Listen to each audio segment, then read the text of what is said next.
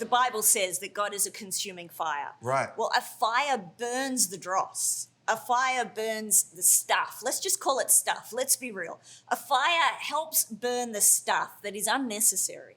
Right. The things that are unhealthy, the things that just hold us back and weigh us down. And I think if there's a season where we need to have the stuff that weighs us down burn off, this is that season, right? Right. And so consuming fire, come and burn the stuff that's unnecessary, that's unhealthy, and that's causing a disconnect between us and the Lord. Come on. You know, the fire in our heart, just like a natural fire, it needs to be intentionally, continually stoked. If you just let the fire go, it's just going to eventually burn out. Now, you can have the biggest raging fire that there is, but eventually, if it runs out of fuel, if you don't keep putting another log on the fire, so to speak, that fire goes out. And so it's so important that we're actually intentionally maintaining that fire in our heart. And I want to give you a couple of keys just really to do that today. Come on. Yeah. So first one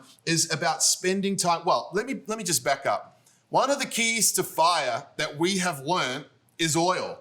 Right? Yes. You already kind of mentioned it, but one of the keys to keep the fire burning is to keep the oil being poured on. And we love that story, of course, of the wise and the foolish virgins. Yeah. You know, what separated them? What made 5 of them wise and 5 of them foolish? It was simply that they had oil, in reserves, right?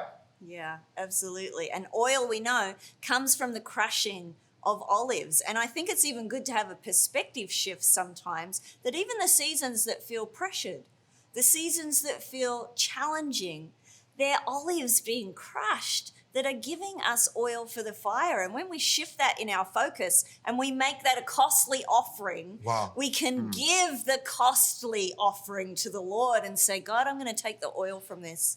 I'm going to take the oil from the things I've walked through so that the fire in me can burn even brighter. Wow.